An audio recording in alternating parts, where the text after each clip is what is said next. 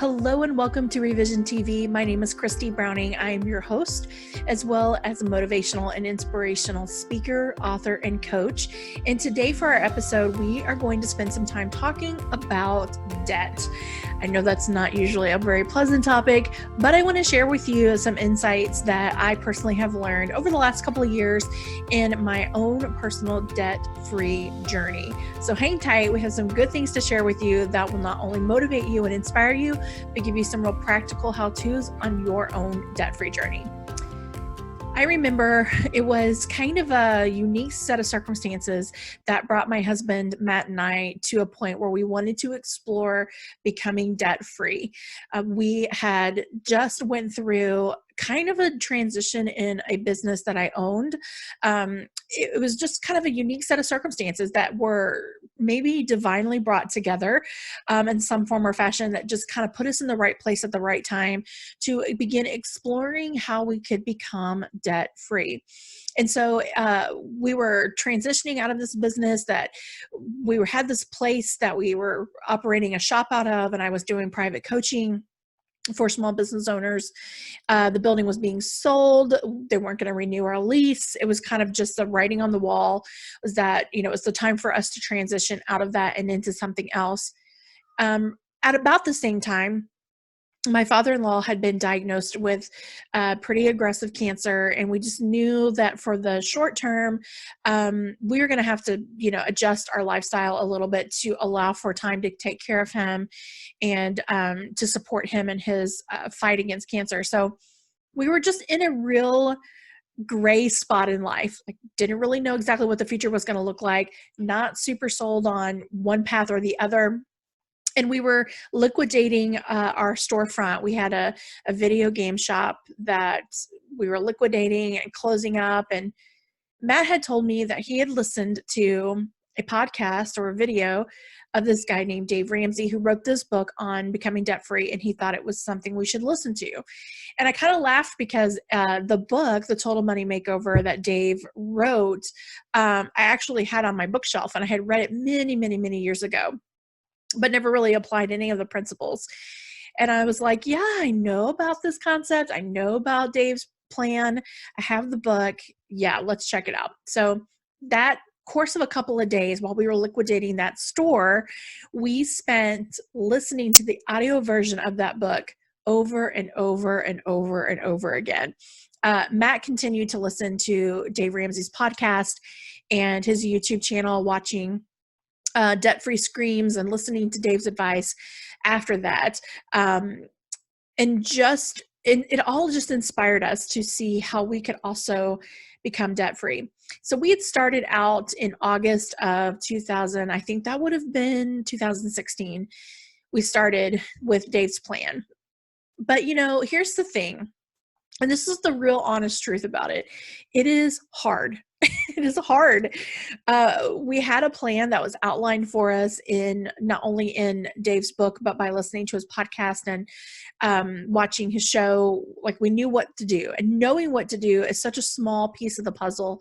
It's really conditioning your mindset and your focus to respond differently when faced with a choice or when a circumstance comes up that you didn't plan or prepare for, to treat yourself and put yourself in a position where you grab cash, not credit, and just changing behaviors and knee-jerk reactions and the things that we were really used to. And the hard part about it is the thing that we do as far as credit and whatever is so socially acceptable. Like, who shirks at, 90 days same as cash anymore, right? I mean, it's just what we do as a society. And so it was really having to kind of go against the social norms. And I don't know that a lot of people that were in our circle really got it. I don't really know that we waited for them to get it either. We just started. And it was important to Matt especially that we figure out how to become more financially independent and debt-free and do all of that. So he could sit here and give you this podcast episode, this video, in a totally different set of perspective, and what he would want to say may not be the same thing I would say. But he's not here, so we're going to talk about my perspective along this journey. And really, I want to speak to you as a woman and as a wife.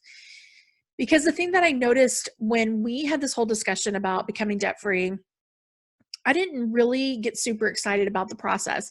Not that I wanted, not that I was afraid of doing a budget or that I didn't want to have spending limits or anything like that, because we were already there.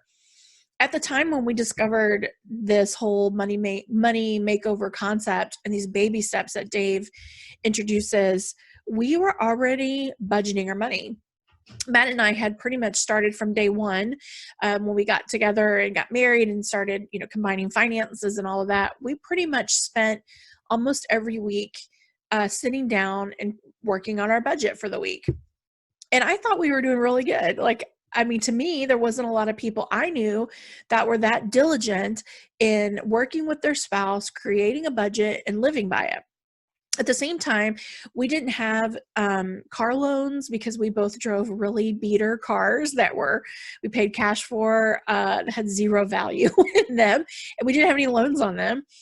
We weren't really big spenders as far as I was concerned. We didn't do a lot of vacations or do a lot of shopping. I thought we were doing pretty good.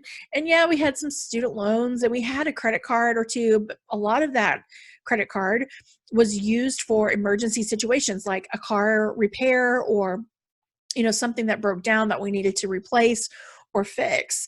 So I didn't feel like we were really extravagant in our lifestyle or that we were spending money we didn't make.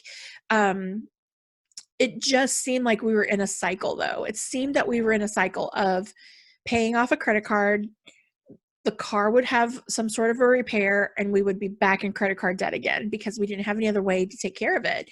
And that part was frustrating.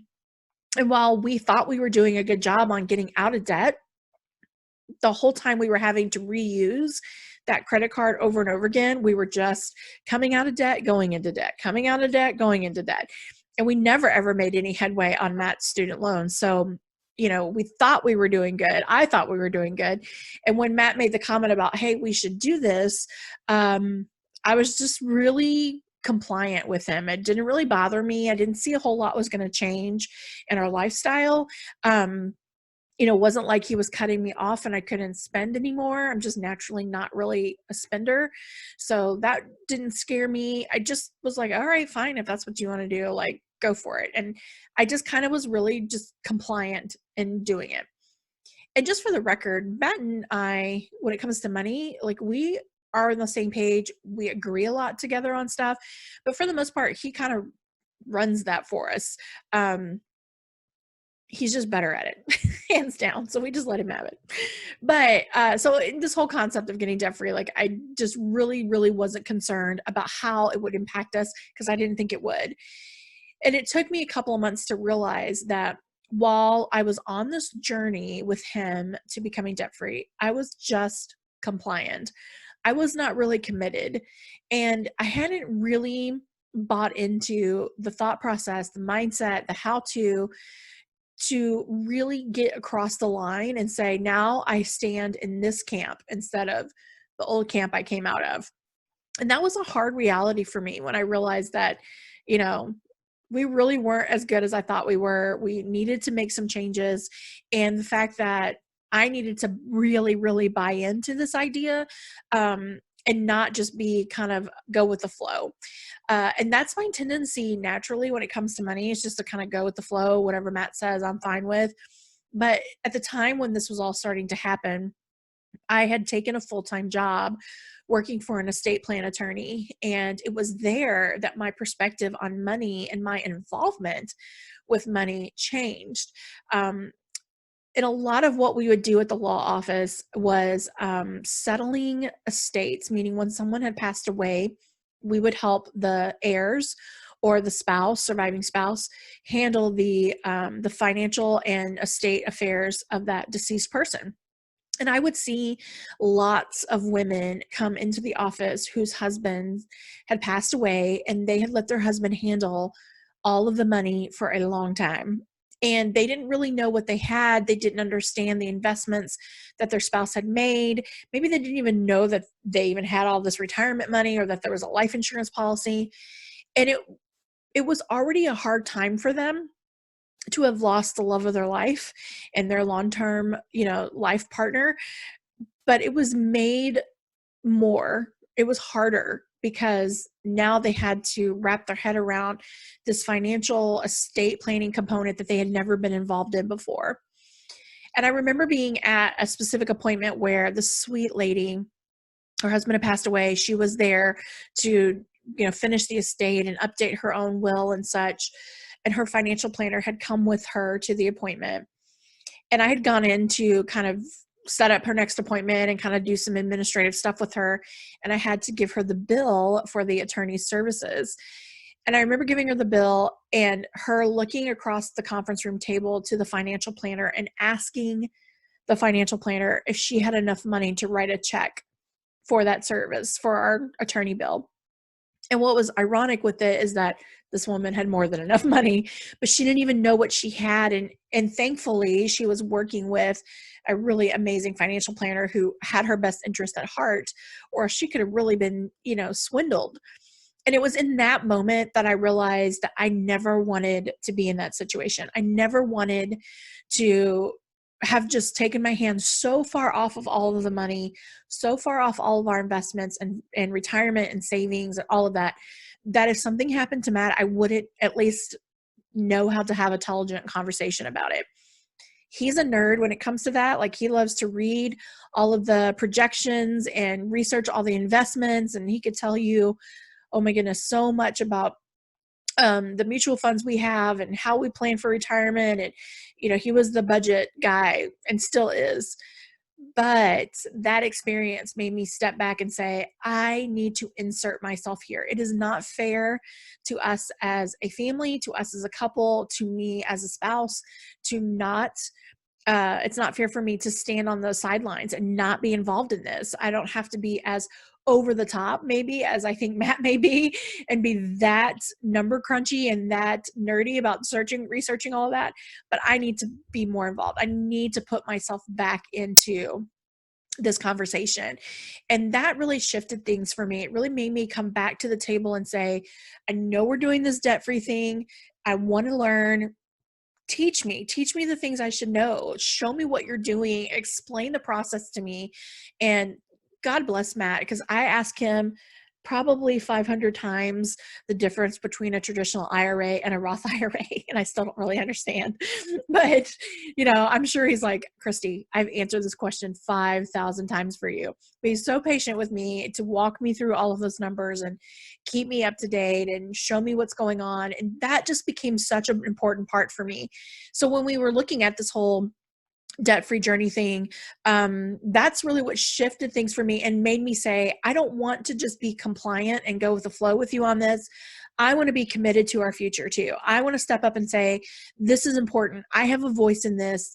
I want to have a say so. I want to be involved. Let's do this together. And thankfully, Matt's the kind of person that wanted to do that too. And so we created a great partnership in that together. And what we found in doing that, when we would sit down to do our budget every week, is that Matt would look at the bills and look at the money and be like, here's what we're going to pay this week based on what we have. And this is what our budget's going to look like. But there are little bitty things that would come up that maybe he wouldn't think of. Like, hey, this is what's our bills are for this week, but we also have next week someone's birthday, or, the dogs need to see the vet, or we're having a special get together with your family and we're going to need to budget more money for our groceries because we have to make something and bring it, to this event. So those were the kinds of things like I would think about and I could bring to the table to help us be better at our budget. Because nothing's more frustrating than having to have this crazy conversation about money anyways that most people don't enjoy having, but to work so hard to get there and get a budget in place only to find out that it doesn't work because things happen and pop up and they wreck your budget, right? I mean, that's so frustrating. But one of the things that we did, in addition to us sitting down together and one person thinks this way and the other person thinks that way, and we both could pretty much cover our bases if we were both at the table, because again, we thought differently. But the other thing that really helped was deciding that it was going to take a little bit for us to dial in our budget, and the process and how we did that. It was just going to take a little bit to figure that out. And it wasn't going to be, hey, we read this book, we listened to Dave, wham, bam, thank you, ma'am. We know exactly how to do all of this stuff perfectly. It just didn't work like that. And I think we kind of either consciously or subconsciously gave ourselves a little grace to say, it's going to take us, a month or 2 or 3 to really dial in our budget and know confidently that we've got everything covered and accounted for, and we kind of get into this rhythm. And so when things would happen midweek that didn't, have a place in our budget, or, emergencies popped up, we would just come back together. We would just come back to the table and say, okay, now what do we change, or what do we adjust, or what do we do since this thing has happened? And I would say that throughout the entire process of this, from day one to the end of the time that we paid off our debt, that was really the best attitude for us, because things never went according to plan, at least for us. And it would have been easy to just discount Dave's theories and his plan and to say, hey, this isn't for us, we can't do this. But instead, we just kept coming back to the table together to say, now what do we change, or what do we adjust or tweak in order to really keep this plan going?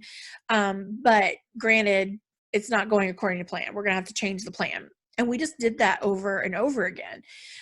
So that mentality, that mindset of giving ourselves permission to learn and figure it out, and to grow and change and adapt as we went down this path, and to also, for myself, look at things and say, it's not right for me to just put all of this weight on Matt. Like, this is a together thing. We need to link arms, become partners, and work on all this, financial stuff together. And that really shifted things.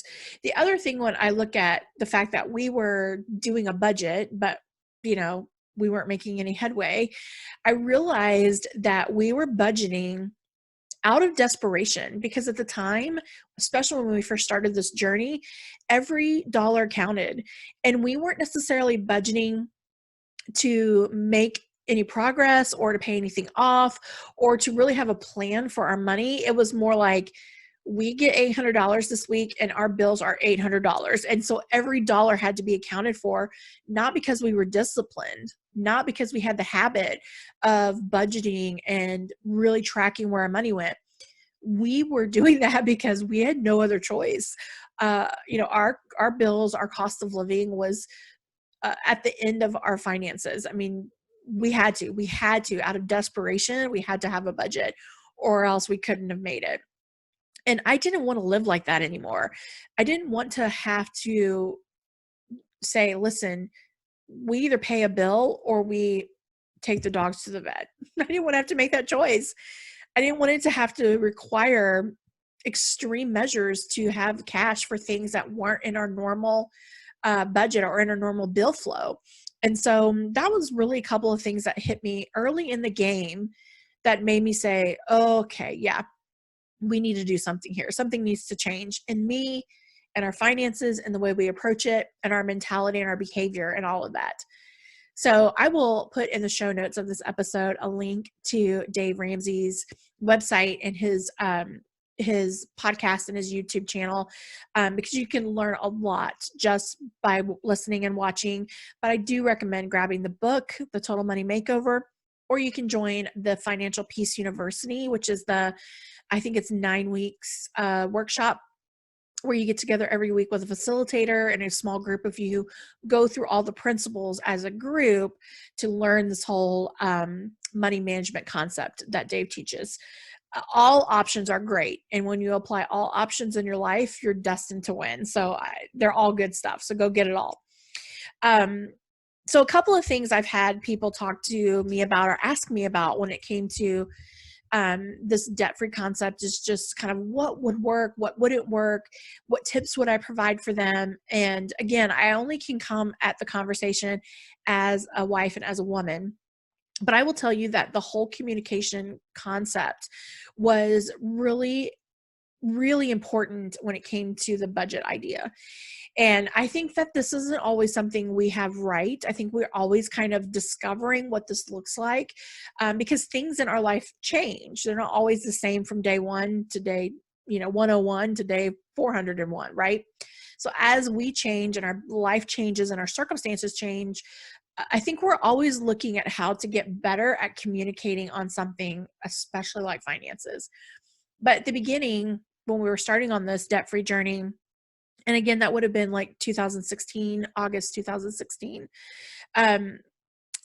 We learned real fast that for me personally, I need to sit down with pen and paper if we're going to talk numbers and dollars and cents and budget.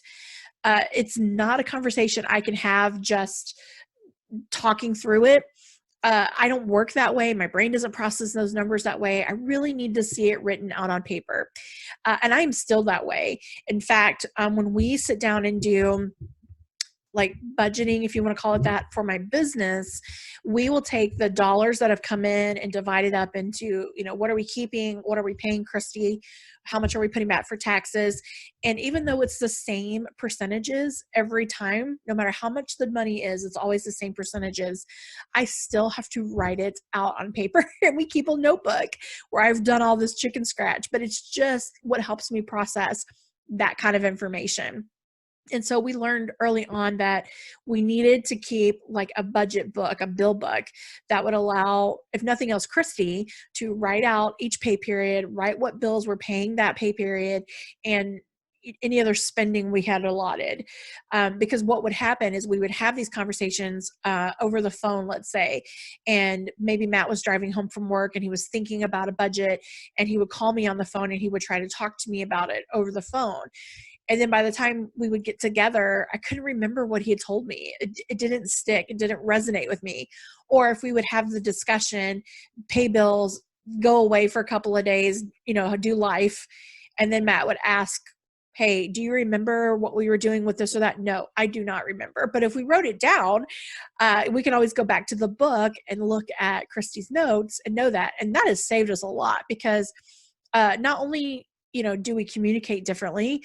Matt is like a numbers person as far as like he can remember numbers and he can remember dollar amounts months and months and months and months after they were important. I'm just not that way. But it's also helped us because if we agreed on doing something with the money and then we wrote it in the bill book, we both know that we were on the same page.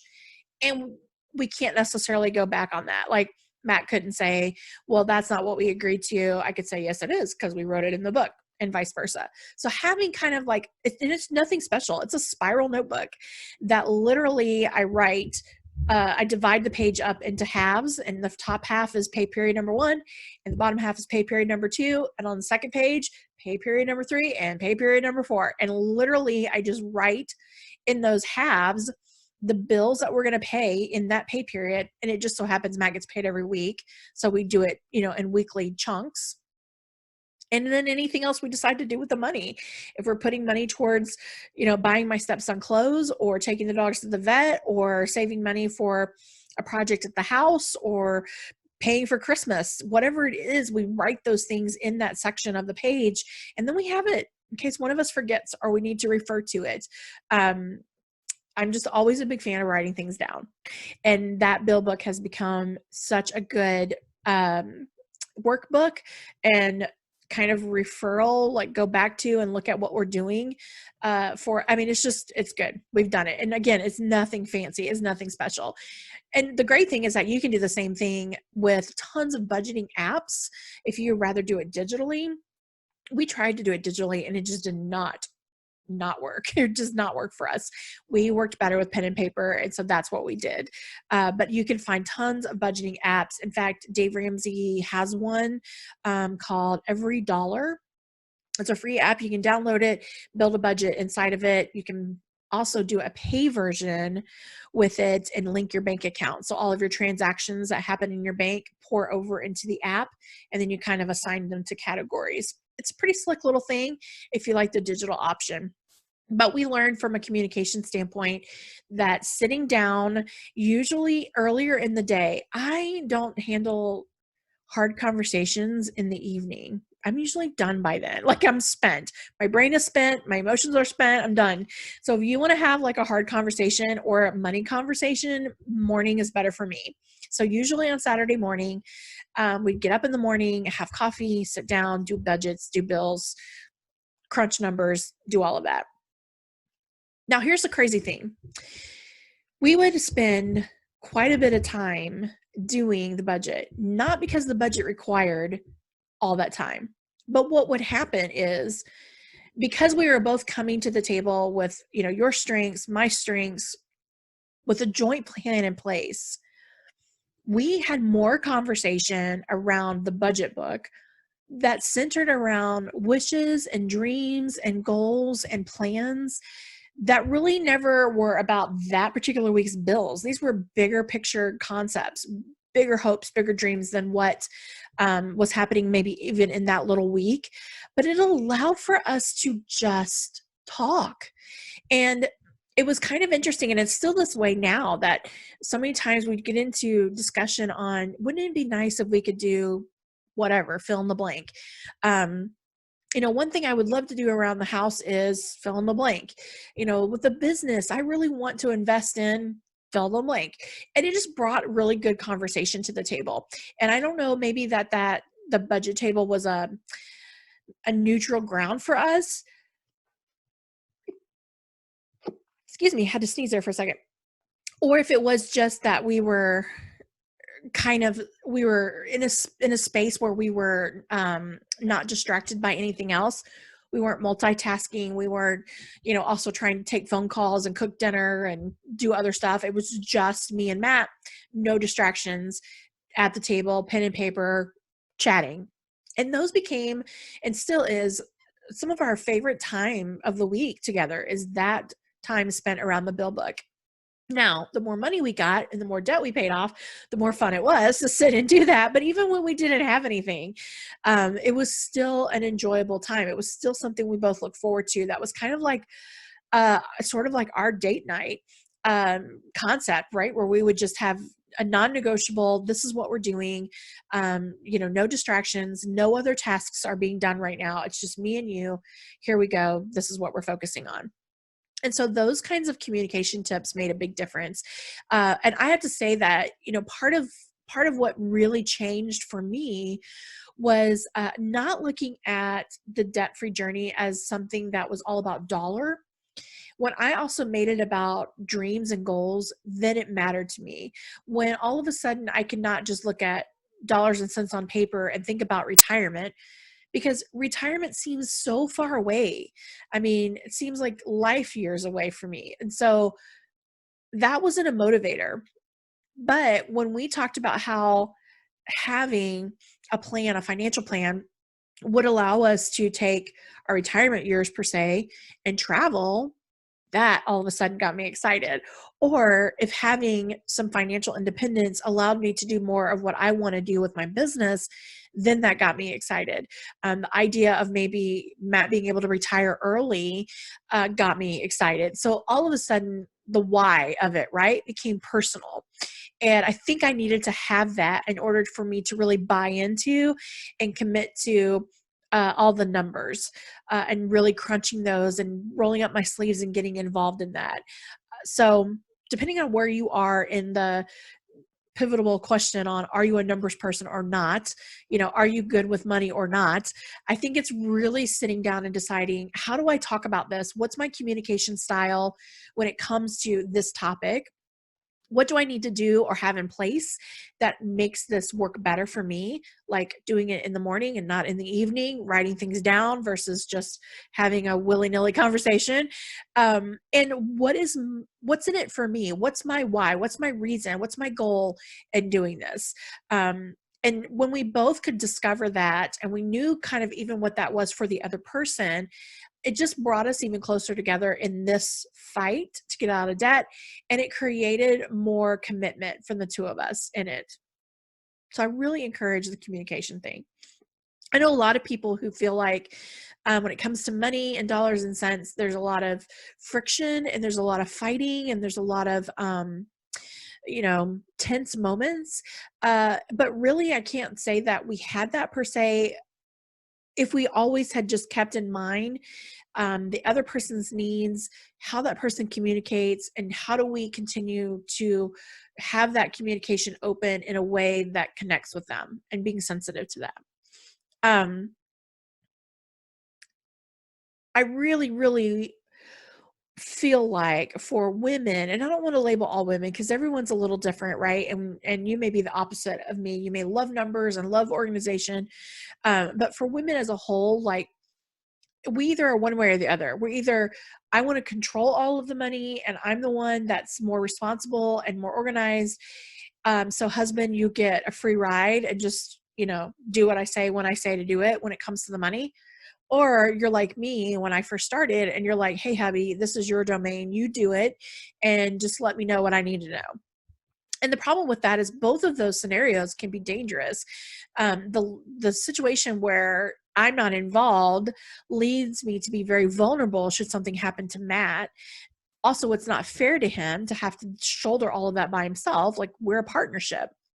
But the first scenario where I let him off the hook is as equally as important because, one, again, we're not doing it together. We're not a partnership.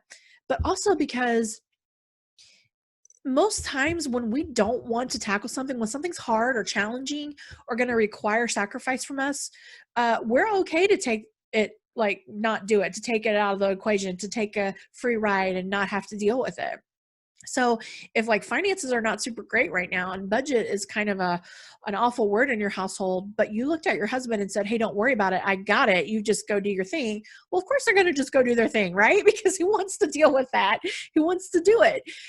And so that's not fair to them because they really have to work with you or should work with you and have some commitment and have some buy-in as well. And so don't give them a free ride.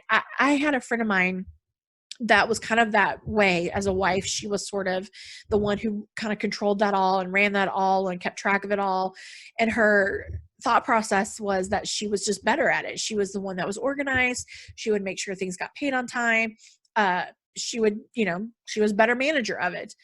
But at the same time, almost in the same breath, would complain that she had to be the Lone Ranger and shouldering the stress and the worry and the pressure of her family's finances while her husband got to kind of live a worry-free life when it came to that topic. And my response always to her was, you can't have it both ways. Like, you can't. You either have to bring him in on the discussion where you guys can work together and you shoulder the burden together and you figure out a way that it works together, or you have to cut him loose and let him have that. And you can't be mad at him for that then. If you're deciding that this is your fight to fight only all by yourself, then you can't get mad at him if he chooses to not pick up a sword. Like, that's just the way it is. And so obviously we want to try to work together, and it doesn't always have to look like what we think it should look like. Literally, when we started doing this, Matt was really good at the number crunching. All I did was write stuff down on paper. That was really my job. And to maybe actually write the check we were going to send because my handwriting was nicer. Like, that was it. And then the more and more we would do it, the more like I became better at having discussion or having a voice or having an input on what we should do.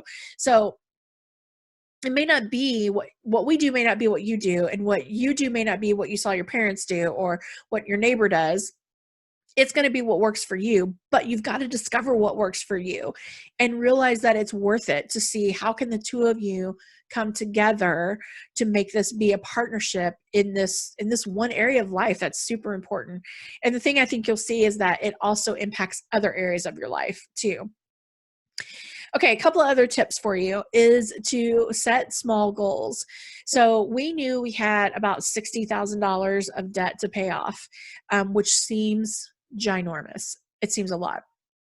And if you check out Dave's plan, basically what he teaches you is to pay your debts off in the order of payment. So the smallest payment first, then the next payment, and the next payment. So that means that even if you have I said that wrong. Let me back that up. He says to pay it based off of your amount owing, not your balance. Your balance, not your payment. So if you have a $500 credit card whose payment is $40, but you also have a $200 credit card whose payment is $10, it doesn't matter what the payment is, you're going to go according to balance. So you would pay the $200 credit card, then the $400 credit card, then the $5,000 furniture loan, then the $10,000 car loan, then the $20,000 student loan. So you're going to go according to those balances. And then when you pay that small one off, that little $200 credit card, the monthly payment that you would make on that credit card, you take that $40 and you add it to the $40 payment to the next credit card, and you snowball those payments so that your actual outgoing amount doesn't really change while you're going through the debt paying off journey. You're actually spending the same amount of money. You're just applying a different portion of it to the next bill you're paying off. So again, depending on what your bills look like, you would set your list up on the order in which you're paying things off based on how much you owe on each of those debts. So that creates goals for you. The first debt, then the second debt, then the third debt, and so on and so forth. And so when we would set up our goals for this whole thing, we created a poster board that hung in our kitchen that had the debts listed according to their balance, and we would cross them off as we would pay them off. And my stepson would know when we would pay off a debt, because we would get all excited and we hoot and holler around the house and make a big deal about getting to scratch it off. And if he wasn't there when we did it, when he came through the door, that's the first thing we would tell him. And so he got to watch all this happen too, and hopefully learned a lot of good lessons out of it. But those goals, as we celebrated the one debt being paid off and the second debt being paid off and the third debt being paid off, that gave us like excitement and momentum and fire to keep moving to the next thing. And when you're looking at $60,000, that's a whole lot of money. And if you don't create a way to celebrate along the journey, you'll never make it to your destination. And so if we would have just done $60,000 and counted down from that until we got to zero, I don't know that we would have been so motivated to keep going. It's really those small goals that kept us going. Now, here's the funny thing. The other like tip I would share with you is to keep going, because for us, life really happened and impacted our debt-free journey in a way that we could not really have planned for. So as part of our journey, we had Matt's dad get sick, and he lost his battle with cancer.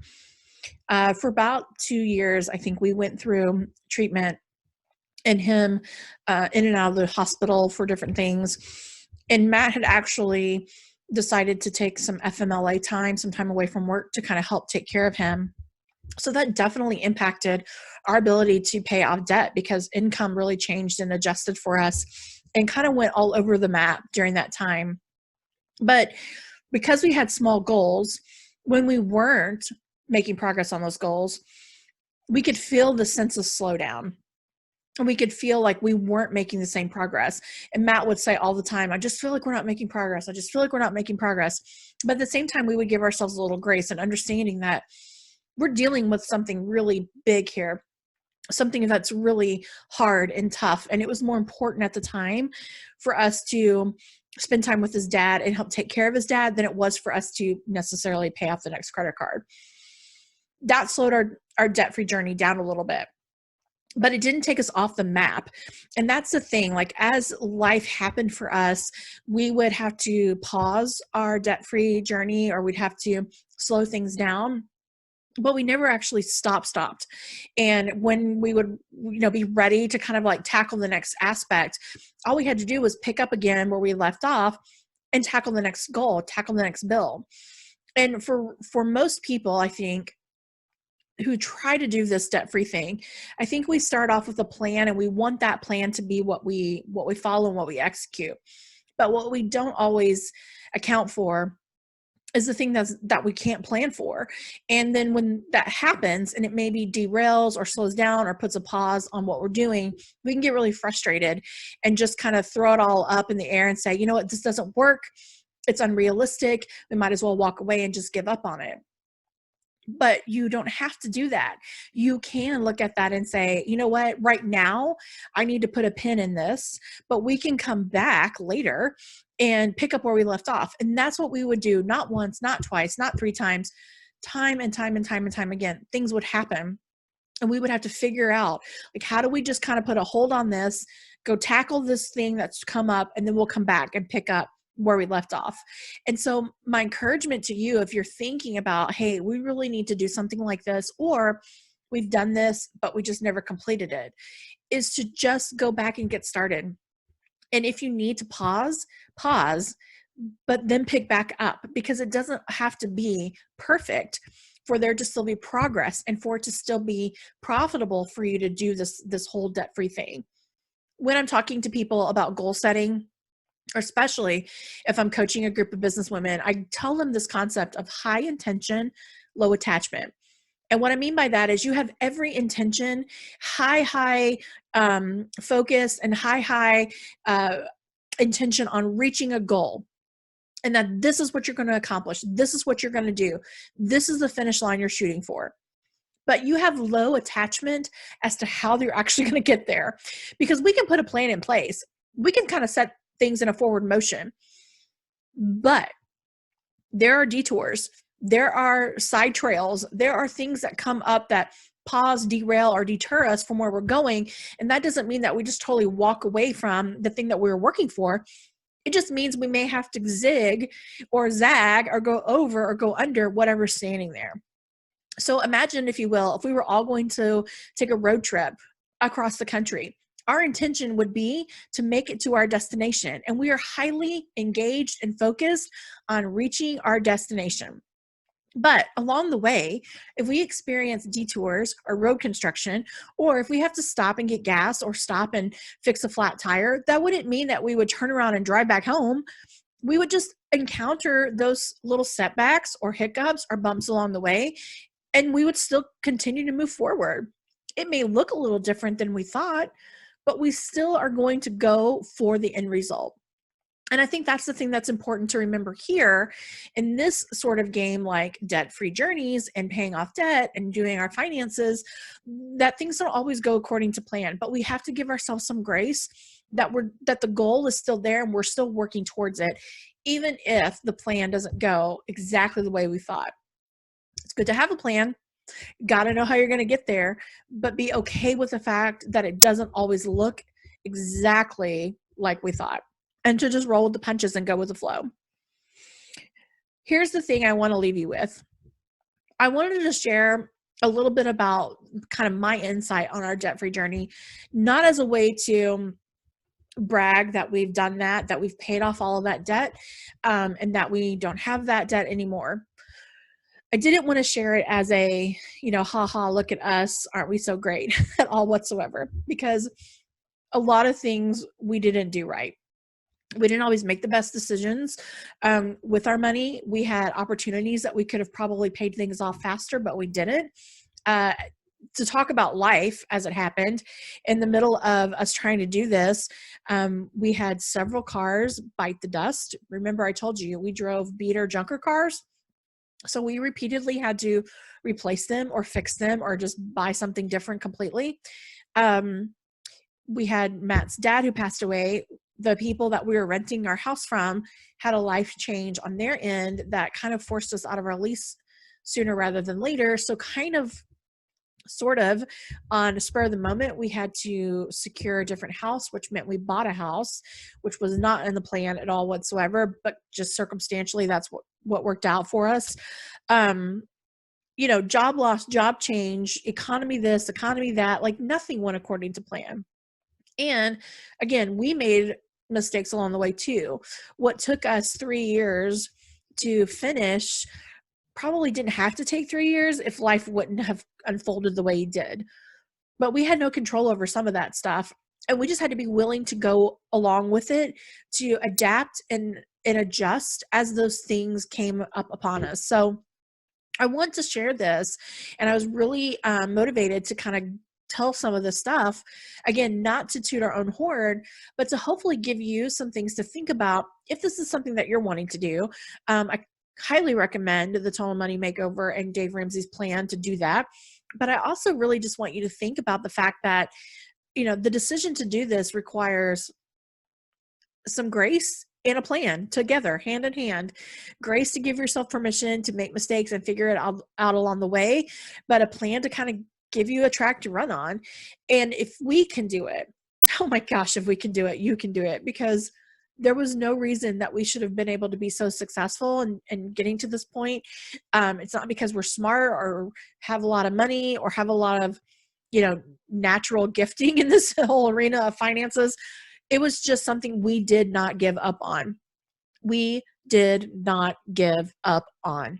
So I want to leave you with that, to just whatever it is, if it's finances or if it's some other goal, maybe it's weight loss, maybe it's relationships, whatever the case is, when you know what it is that you want, you have to figure out why you want it.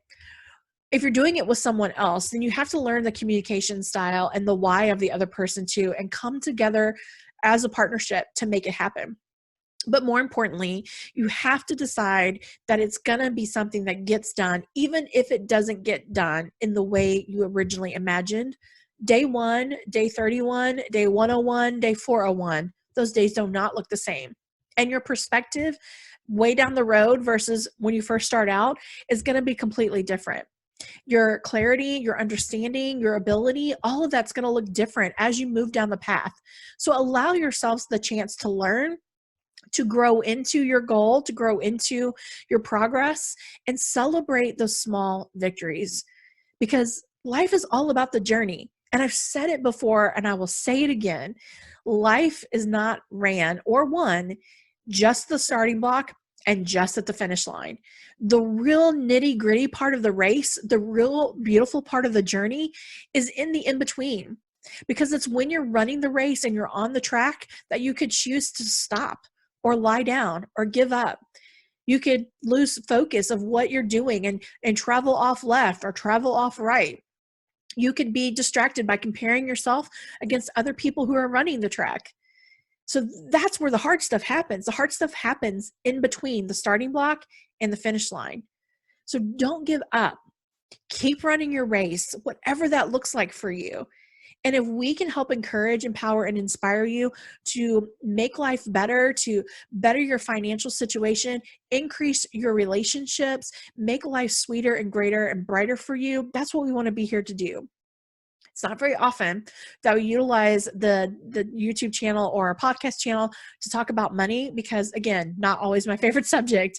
But this, I wanted to come and bring my heart to you to say, this was such a big, important goal for us to reach. And now the beauty of it is that we have a lot of financial freedom. Not that we're out there buying $1 million vacation homes and going on expensive vacations, but it allowed us to do what was really important for us way back when on day 1, and that was secure our financial future and to be able to set a really great example for those who are watching us, whether it's my stepson, other family members, people who know us and know our journey. If you have any questions about how we made this work for us, or if you just want to bounce some ideas or need some encouragement on this topic specifically, please feel free to reach out. You can always just comment here on the video or send us an email through our website, which you can access at christybrowning.official.com. And we would love to help encourage you along your way and on your journey to see you cross the finish line, whatever that needs to look like for you. Because really, when we come down to it, what's most important is that we don't just live life on the sidelines, that we get out, get in the game, and we make the most of it.